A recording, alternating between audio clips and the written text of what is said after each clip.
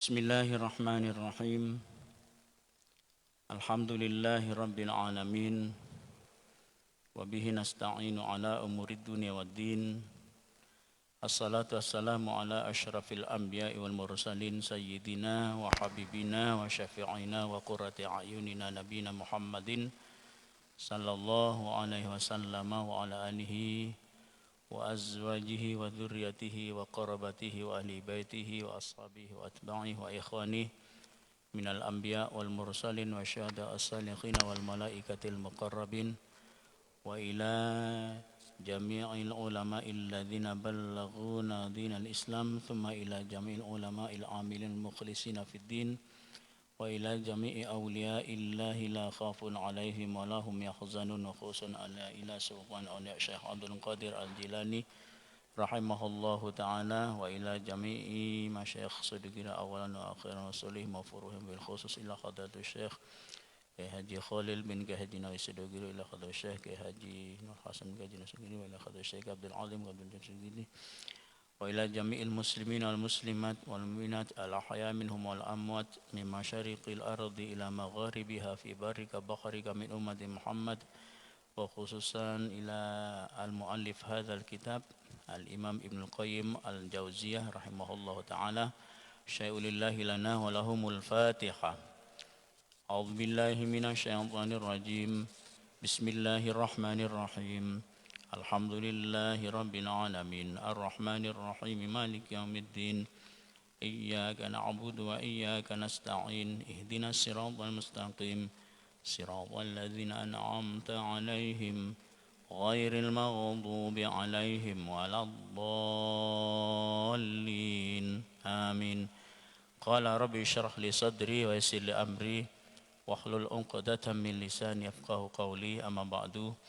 Bapak Ibu hadirin hadirat jamaah salat subuh yang dirahmati oleh Allah Subhanahu wa taala.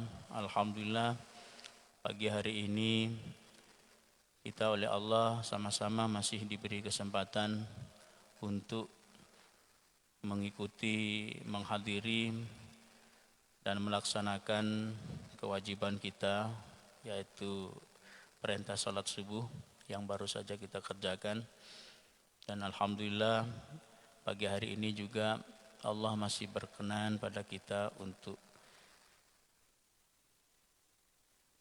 bisa menikmati hidup kita ini, dan juga Allah masih berikan kita kesehatan lahir dan juga batin. Mudah-mudahan saja kita mampu untuk mensyukuri semua apa yang Allah berikan pada kita di setiap saatnya, di sepanjang hidup kita ini.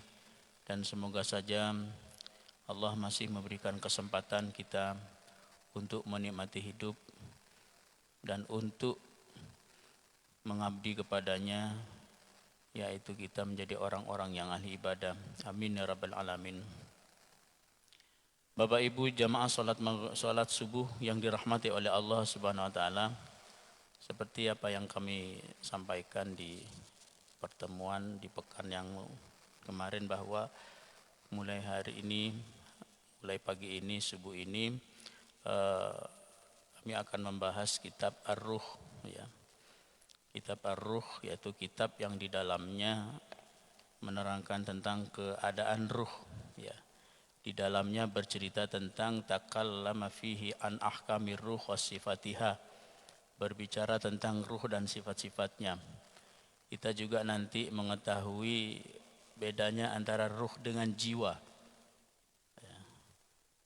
Yang sering mungkin kita terucapkan, ya, tentang jiwa dan juga tentang ruh, ya.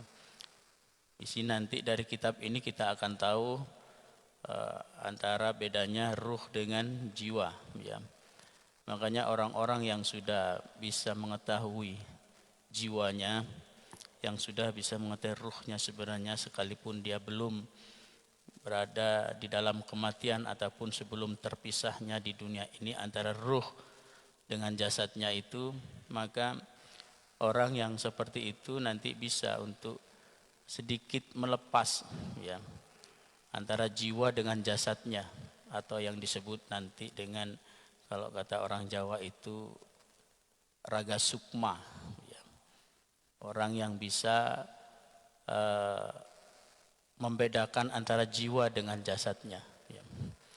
Di sini berbicara tentang bagaimana keadaan ruh kita nanti di dalam alam barzah dan bagaimana nanti keberadaan orang-orang yang sudah berada di alam kubur, ya. Yang dikarang oleh seorang ulama namanya Al-Imam Syamsuddin Muhammad bin Abi Bakar yang dikenal sebagai Ibnu Qayyim Al-Jauziyah, ya.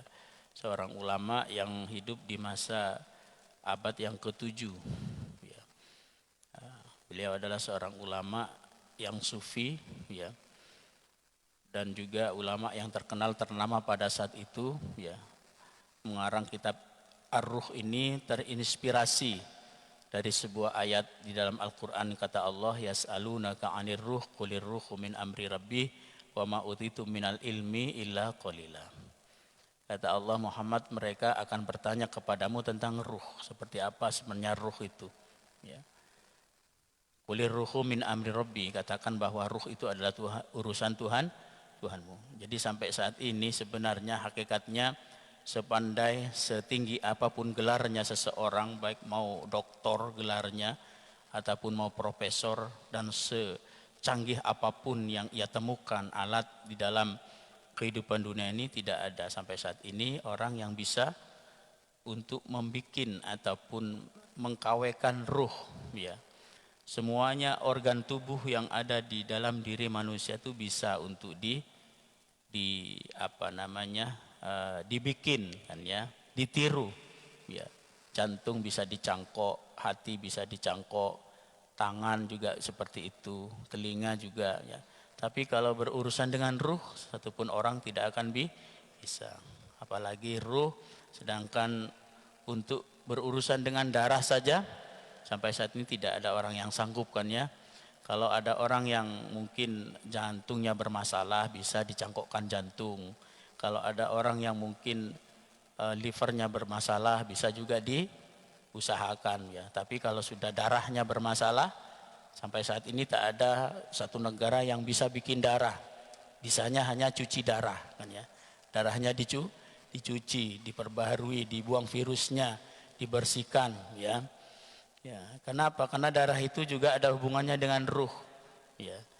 Jadi baru darah saja sudah manusia semuanya kebingungan, apalagi tentang ruh. Makanya kata Allah, qulir ruhu min amri rabbi, katakan bahwa ruh itu adalah urusan Tuhanmu. Wa ma utitum minal ilmi illa qalila, dan tidaklah aku berikan ilmu pada kalian kecuali sedikit. Jadi sepandai sepintar apapun kita itu, tetap kata Allah, ilmu yang Allah berikan pada kita hanya sedikit. Ibarat itu antara ilmu kita dengan ilmu Allah itu seperti kita menuangkan air setetes pada luasnya air laut. Setetes itulah ilmu kita. Air laut itu ilmunya Allah. Bahkan di dalam keterangan, seandainya pohon-pohon yang ada di dunia ini dan juga air laut itu menjadi, pohon itu menjadi penanya dan air laut menjadi tintanya, maka tidak akan pernah bisa dan cukup untuk pertama menghitung ilmu Allah dan juga nikmat Allah Subhanahu wa taala, ya. Bapak Ibu yang kami hormati, ya, bagaimana nanti kita mengetahui, ya, keberadaan ruh kita. Kalau untuk di dunia mungkin kita tahu ruh kita, ya, seperti apa yang kita rasakan, ya. Penting kita bisa bernafas, kan, bisa mengeluarkan nafas itu dengan masih normal, ya, setiap harinya, dan kita masih menikmati hidup, berarti ruh kita masih ada di dalam diri kita. Nanti kalau sudah oleh Allah dicabut ruh kita ini, ya, kita sudah terbujur kaku, apalagi kita sudah dikuburkan, berada di alam kuburan, seperti apa ruh kita itu nanti, dan di mana sebenarnya keberadaan ruh kita, ya. Apakah ruh kita itu ada di samping, di dekat jasad kita nanti, ataupun ruh kita berada di tempat yang lain, Allah tempatkan di tempat yang lain, atau ruh kita itu justru oleh Allah diletakkan di dalam surga. Kalau memang nanti ruh kita nanti oleh Allah diletakkan di dalam surga, ya, bagaimana nanti keberadaan kita, jasad kita di alam barzah ataupun di alam kubur, kubur. Makanya di sini semuanya itu dikupas, dibahas ya tentang ruh ya, terutama tentang ruh seseorang yang sudah meninggal. Oleh karena itu maka untuk lebih jelasnya mari kita mulai saja ya di bab awal ya. Bismillahirrahmanirrahim. Faslun al-masailatul ula. Al-mas'alatul ula, masalah yang pertama. Fi ma'rifatil amwati bi ziyaratil akhya'i wa salamihim. Jadi di bab pertama ini menerangkan, menyampaikan tentang mengetahuinya orang-orang yang mati dengan berkunjungnya, ziarahnya, ataupun ya berziarahnya kita orang yang hidup kepada mereka, wasalamihim dan salamnya kita.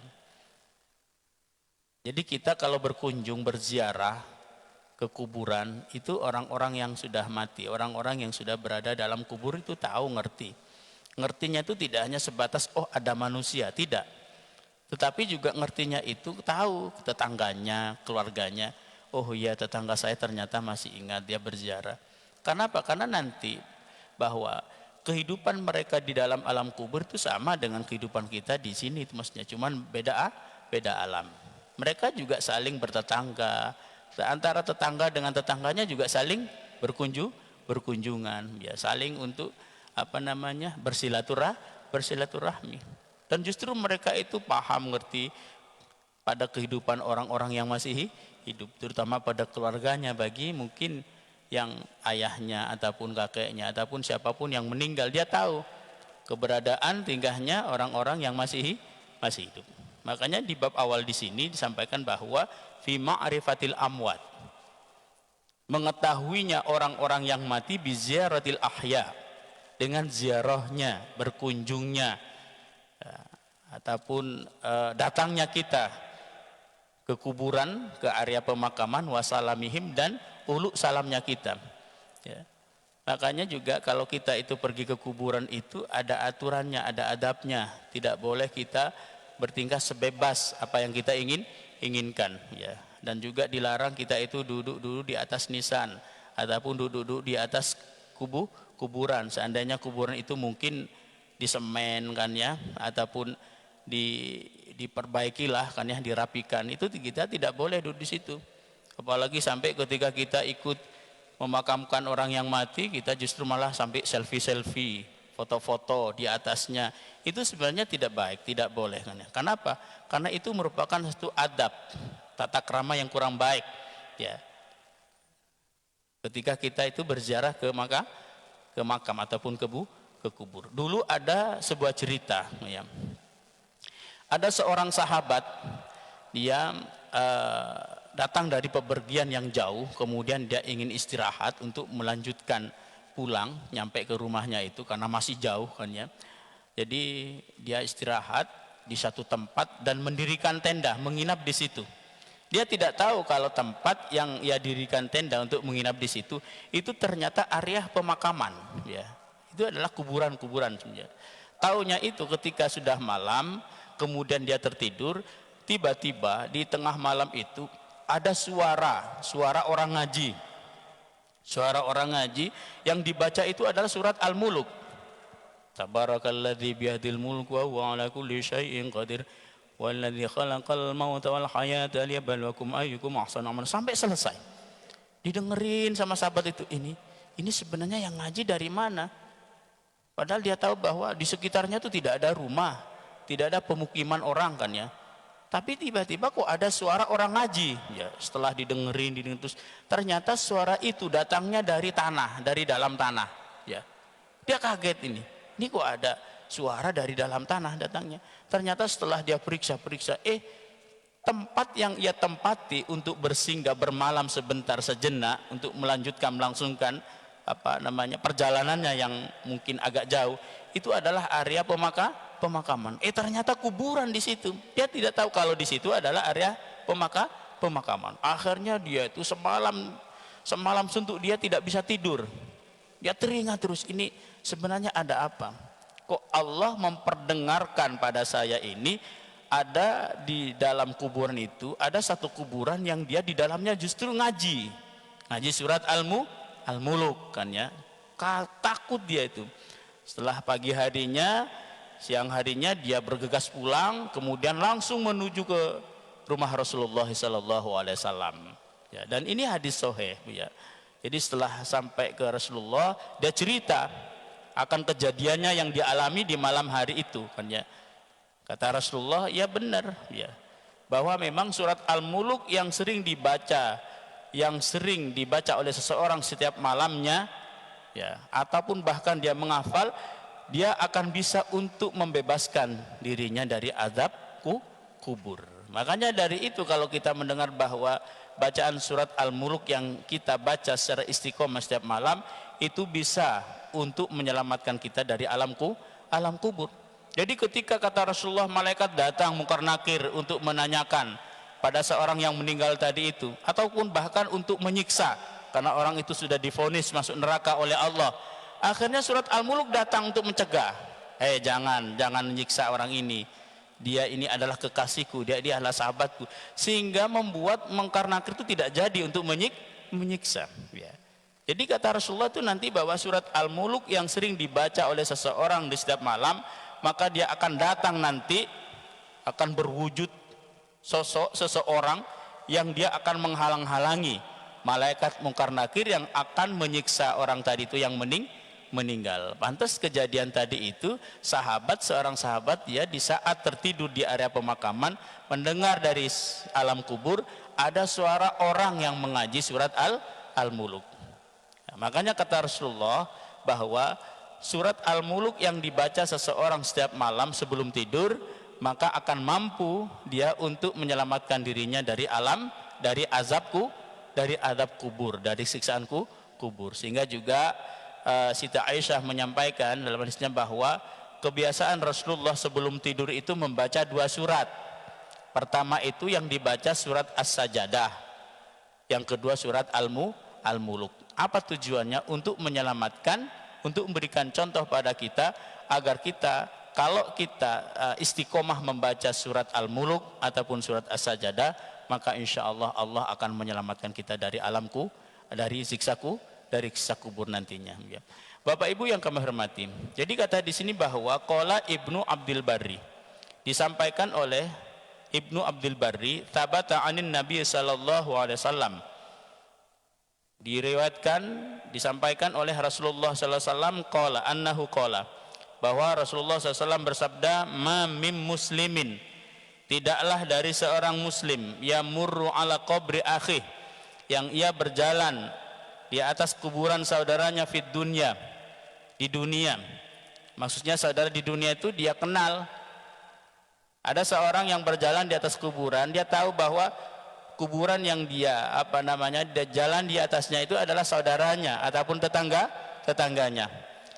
Illa raddallahu alaihi ruhahu hatta yuradda alaihi salam.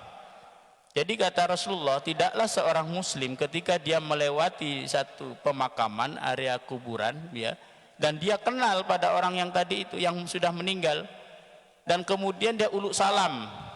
Orang yang hidup tadi itu yang berziarah, yang berkunjung, yang datang ke area pemakaman, kemudian dia uluk salam ya, uluk salam kepada orang yang sudah meninggal. Illa yuraddallahu alaihi hatta ruhahu hatta yuradda alaihi salam. Jadi Allah ketika ada seseorang yang dia uluk salam pada orang yang meninggal di alam kuburnya, maka Allah pada saat itu mengembalikan ruh orang yang mati tadi, sampai orang yang mati tadi itu dia menjawab salamnya ya. Jadi dari hadis ini ternyata bahwa orang yang meninggal di alam kubur, yang sudah terkujur kakuh di alam kuburnya, di alam barzahnya, itu ketika ada orang yang uluk salam kepadanya, oleh Allah ruhnya dikembalikan lagi. Loh seperti apa Pak? Wallahu a'lam. Makanya ini adalah rahasia Allah, karena antara kita dengan mereka itu berbeda alamnya. Nah, kita sebagai orang yang beriman itu harus percaya akan hal itu. Karena apa? Karena ciri daripada orang yang beriman itu, ataupun ciri daripada orang bertakwa, kata Allah dalam surat Al-Baqarah, alladzina yu'minuna bil ghaib. Orang-orang yang mereka beriman bil ghaib, pada hal yang gaib. Yang gaib itu adalah sesuatu yang tidak nampak oleh mata kita di saat kita hidup di dunia. Termasuk percaya kepada hal yang gaib itu diantaranya percaya akan kehidupan seseorang yang berada di alam barzah, percaya akan kehidupan seseorang yang berada di alam kubur. Jadi pantas di dalam ini hadis ini Rasulullah menyampaikan, kata Rasulullah bahwa jadi tidaklah seorang muslim yang dia berjalan datang ke satu kuburan dan kemudian dia tahu dan mengenal satu kuburan itu, ya itu adalah saudaranya ataupun tetangganya, kemudian dia uluk salam kepadanya, maka Allah saat itu juga mengembalikan ruhnya pada orang yang sudah meninggal, kemudian sampai dia bisa menjawab salamnya. Setelah bisa menjawab salamnya, baru oleh Allah mungkin dicabut lagi ruhnya, ya. Jadi sekalipun dia sudah berada di alam kubur, ternyata untuk bisa menjawab orang yang uluk salam tadi itu di dunia di atas kuburannya, maka Allah mengembalikan lagi ruhnya pada orang yang meninggal.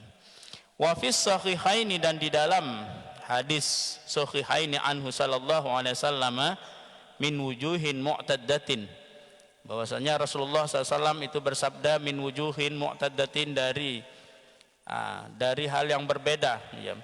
Annahu amara bi qatla badrin fa'alqaw fi qulaibin, bahwasanya sesungguhnya Rasulullah itu pernah memerintah pada sahabat pada saat itu untuk mengumpulkan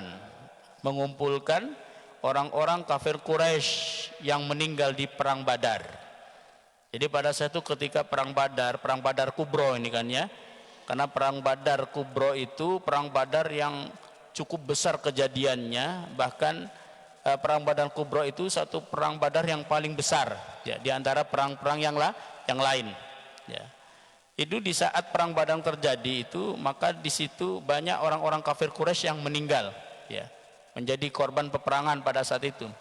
Akhirnya orang-orang yang sudah meninggal itu oleh Rasulullah menyuruh kepada sahabat untuk dikumpulkan, ya, untuk dikumpulkan. Apa tujuannya? Untuk fa'alqaw fi qulaib. Rasulullah memerintahkan sahabat mengumpulkan orang-orang yang sudah mati, dari perang Badar itu, orang-orang kafir Quraisy itu, untuk dimasukkan ke sebuah lubang sumur tua. Kalau untuk saat ini mungkin lubang buaya kan, ya. Jadi dimasukkan ke sebuah lubang, ke sebuah sumur yang sudah tidak ada airnya ataupun sudah tidak digunakan, dimasukkan ke situ semua, ya.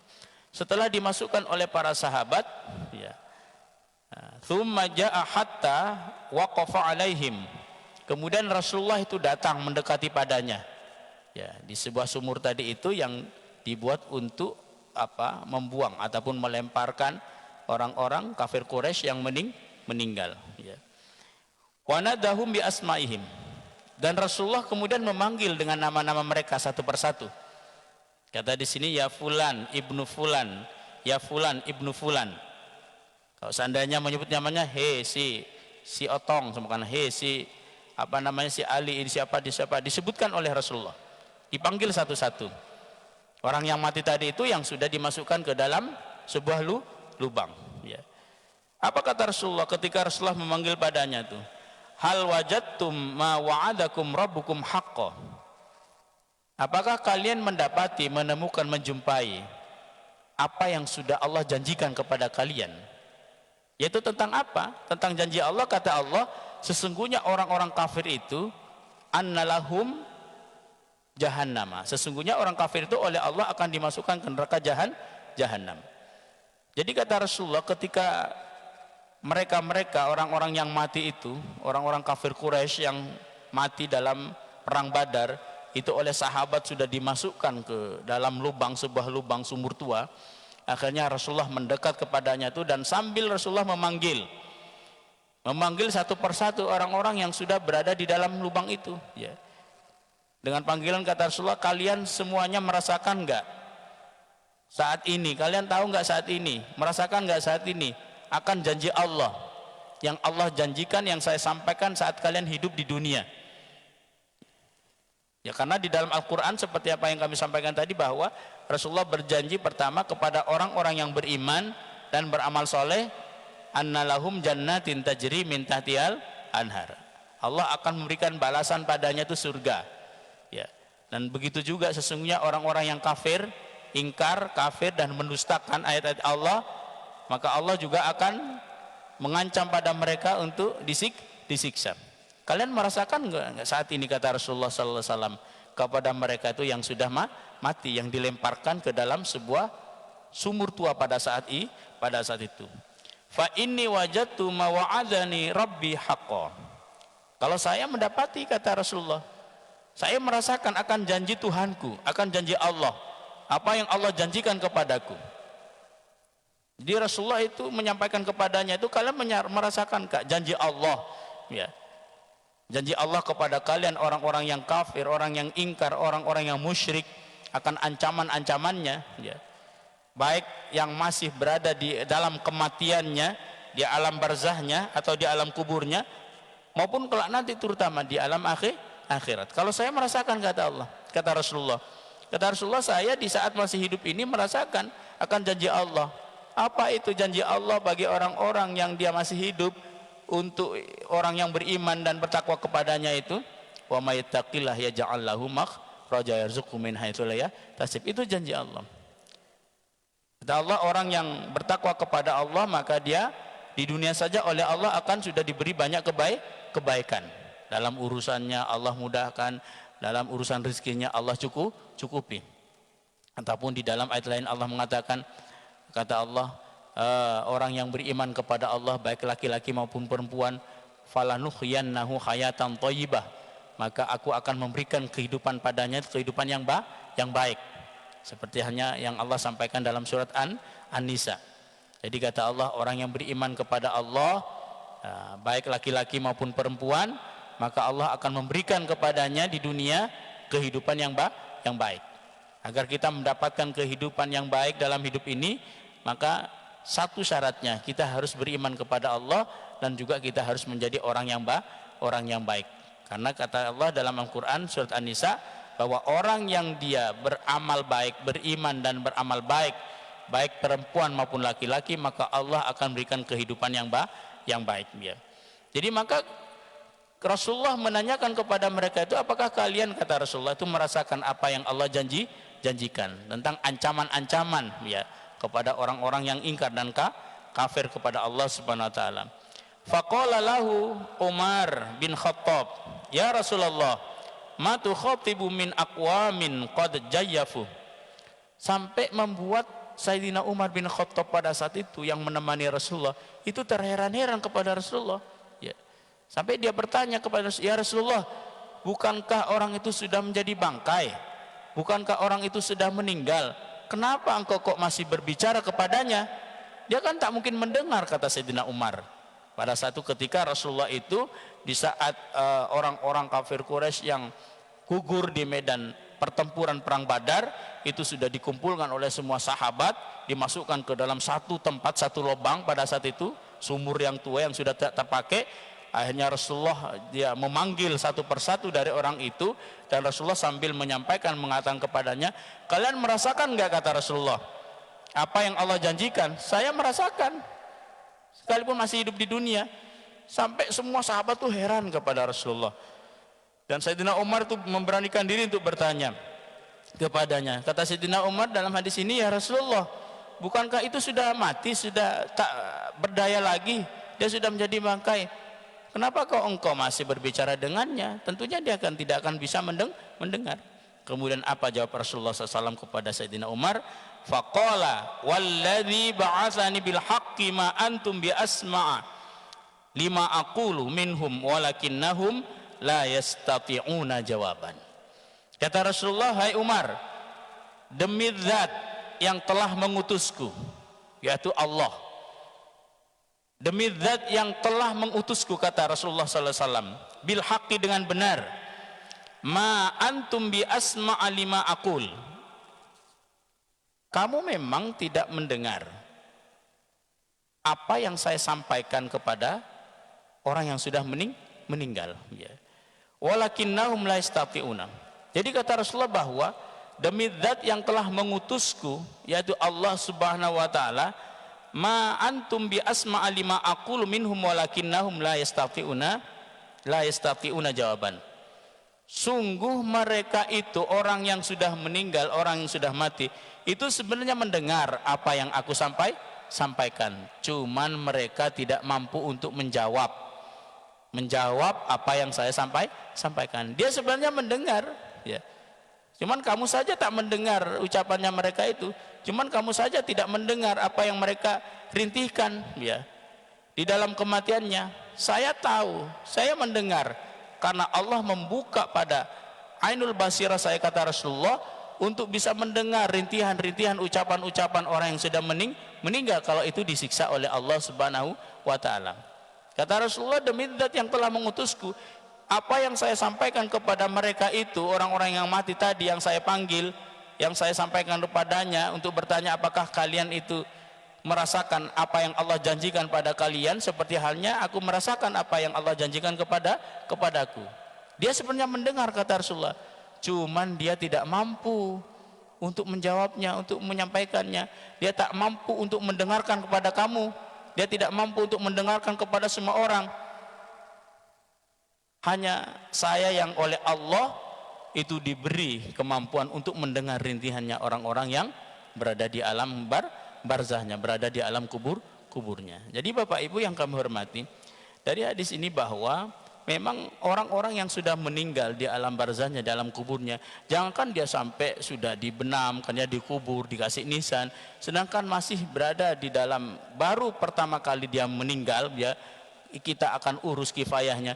Dia sebenarnya itu di dalam alam barzahnya, alam kuburnya, alam kematiannya itu dia itu mempunyai oh ternyata cucu saya datang waktu saya meninggal, merasakan apa yang aku janjikan, apa yang Allah janjikan kepadaku, ya, sehingga sampai membuat Sayyidina Umar itu terheran pada saat itu, ya.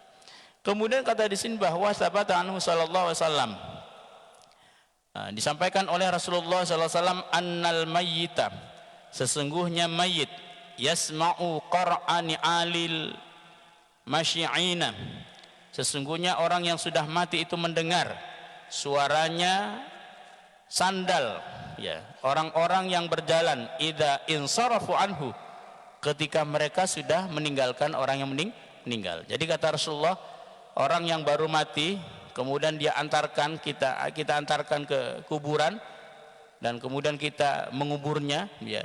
Setelah itu kita tinggalkan dia itu, maka orang yang mati itu dia mendengar, ya, mendengar suara sandal kita, suara langkah kaki kita. Dia tahu, aduh ternyata anak saya sudah meninggalkan saya, aduh ternyata istri saya yang suami kan sudah meninggalkan saya, aduh ternyata bapak saya yang anak sudah meninggalkan saya. Dia tahu, kata Rasulullah. Jadi orang yang mati itu pertama kali dikuburkan, kemudian orang-orang yang mengantarkan jenazahnya, ya, jenazahnya ke kuburannya itu dia sudah meninggal dari kuburannya itu, maka orang yang mati itu dia mendengar langkah kaki orang-orang yang meninggalkan kuburan, kata Rasulullah sallallahu alaihi wasallam. Kalau dalam keterangannya di situ, ya, di sini disampaikan bahwa wa hadza aidan halatu khassatin bi waqti maksusin wa waktu dafni. Jadi keadaan ini keadaan yang khusus, keadaan pertama kali seseorang dikuburkan, ya. Dia oleh Allah itu diberi pendengaran akan meninggalkannya orang-orang yang mengantarkan jenazahnya ke area pemakaman. Wan sirafu masyi'ina lil mayyiti anhu lima yakunu fi min hali su'alihi. Dan ketika orang-orang yang mengantarkan jenazahnya itu meninggalkan, ya, maka orang itu tahu, ya, orang yang meninggal tadi, orang yang sudah berada di alam kuburan itu dia tahu, ya. Dia tahu itu, kemudian datanglah ke dua malaikat Munkar Nakir untuk menanyakan untuk memberikan pertanyaan kubur di dalam alam kubur pada orang yang meninggal. Fahadha lihadil khususati la yaslahu ma'asihati dalilan ala adami. Ini adalah merupakan satu kebenaran, akan dalil bahwa seseorang yang meninggal ketika pertama kali dikubur di dalam alam kuburnya, kemudian ditinggalkan oleh orang-orang yang mengurus jenazahnya, maka dia mendengar suara langkah kakinya, baik itu langkah kaki tetangganya, anaknya, saudaranya maupun keluarganya, dan semuanya mendengar ya. Yang pada satu ketika dia mendengar baru datang malaikat untuk menanyakan di alam kuburnya. Wa qad syara'an Nabi sallallahu alaihi wasallam li ummati. Oleh karena itu kata Rasulullah mensyariatkan kepada umatnya kita semua, idza sallamu ala ahlil kuburi ayusallimu alaihim salaman mayukhatibunahu fayaqulu. Ketika berada di area pemakaman, maka disyariatkan oleh Rasulullah bagi kita seorang muslim yang masih hidup itu untuk sebelum kita memasuki ke area pemakaman itu terlebih dahulu kita uluk salam kepada mereka, seperti halnya layaknya kita beruluk salam kepada orang yang masih hidup yang kita jumpai ya. Jadi kata Rasulullah, karena mereka juga mendengar di alam kubur orang-orang yang sudah meninggal, pada orang-orang yang masih hidup ketika meninggalkan kuburannya setelah dikuburkannya orang itu, maka kita itu dianjurkan oleh Rasulullah itu untuk beruluk salam ketika kita memasuki pemakaman ya. Fayaqulu, hendaknya dia berkata, assalamualaikum dara qaumin mu'min ya. Jadi harus mengucapkan assalamualaikum dara qaumin mu'min, yang artinya keselamatan atas kalian dara qaumin mu'min, wahai golongannya orang-orang beriman. Kalau di dalam hadis lain di situ doanya ketika kita akan memasuki kuburan itu, assalamualaikum dara qaumin mu'minin atakum ma tu'aduna ghadan muajjiluna wa inna insyaallah bikum lahiqun. Keselamatan bagi kalian kata Rasulullah, wahai orang-orang mukmin, wahai golongannya kaumnya orang-orang mukmin, maka akan datang pada kalian janji yang Allah janjikan ya.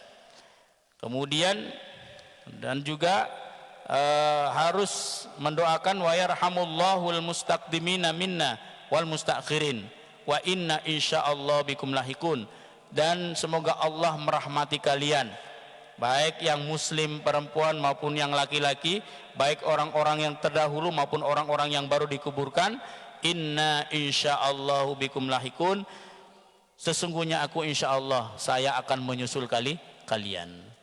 Jadi oleh karena itu, karena seorang yang sudah meninggal yang berada di alam kuburnya itu mendengar ya, ketika di atasnya itu ada orang yang berkunjung berziarah kepadanya, bahkan dia mendengar di saat pertama kali dikuburkan, kemudian orang-orang yang mengantarkan mayatnya, jenazahnya itu meninggalkan kuburannya, maka kita oleh Rasulullah itu disyariatkan, diperintahkan untuk di saat masuk ke kuburan itu beruluk salam. Makanya kalau kita perhatikan itu di area pemakaman kan ya, itu biasanya ada kuburan yang di pintu gerbangnya itu tertulis salam kepada orang yang sudah meninggal. Paling tidak salamnya, assalamualaikum ya ahlad diyar minal muslimina wal muslimat inna insyaallahu bikum lahikun.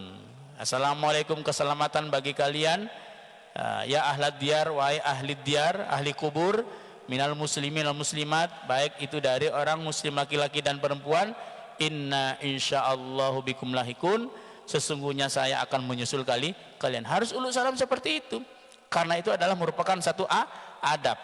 Nah, dalam keterangan, kalau ada orang yang dia masuk ke area pemakaman, ke kuburan, dia tidak uluk salam, maka orang-orang yang berada di alam kubur itu semuanya dia marah dan jengkel. Kemudian dia mengatakan, oh ini mungkin binatang ya. Jadi dianggap kita binatang oleh orang-orang yang berada di alam kubur. Pada orang yang dia masuk ke alam kubur, dia tidak beruluk salam. Kenapa?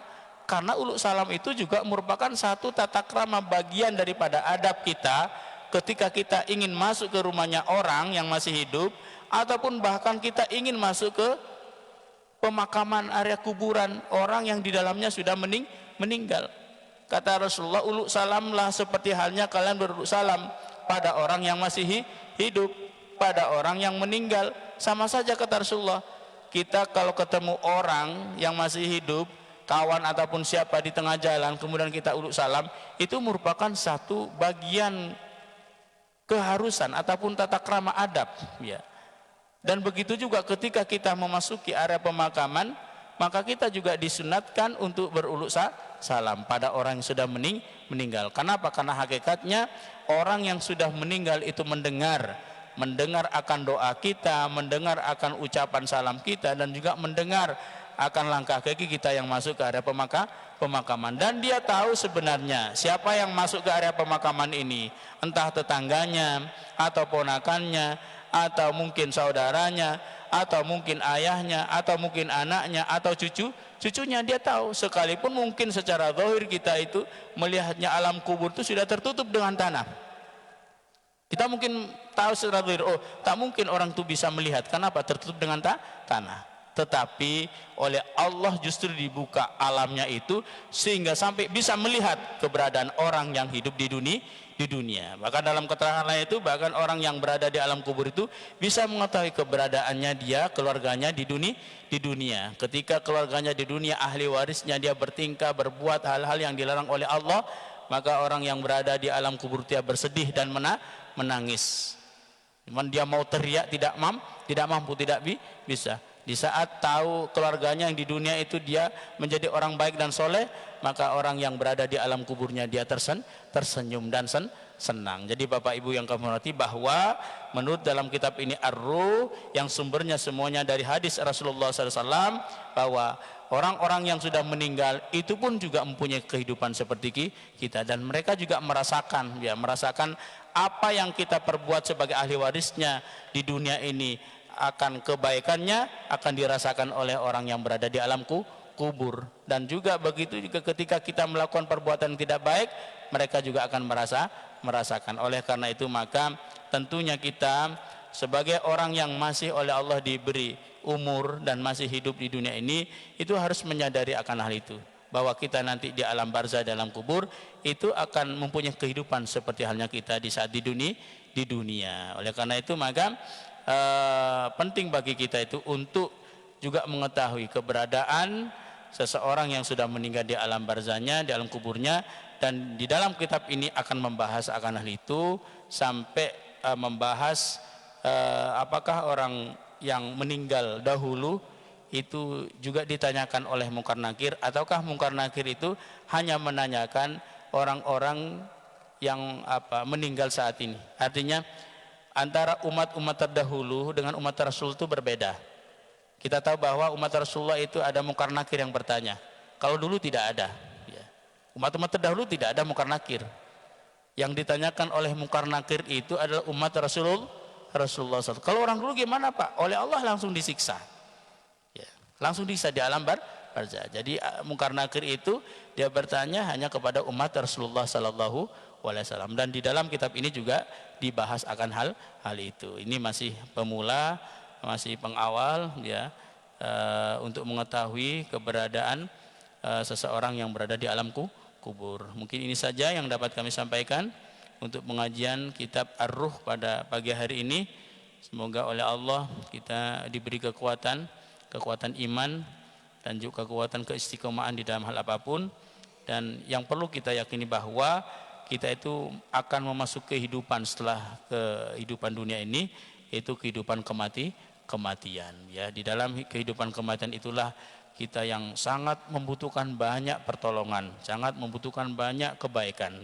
Siapa yang akan membantu itu adalah keluarga-keluarga yang masih hidup dengan doa dan amalnya. Mudah-mudahan saja kita dan juga keluarga kita dijadikan orang-orang yang bisa untuk membahagiakan kita nanti di alam barzah. Amin ya rabbal alamin. Gini saja dari kami karena waktunya sudah habis.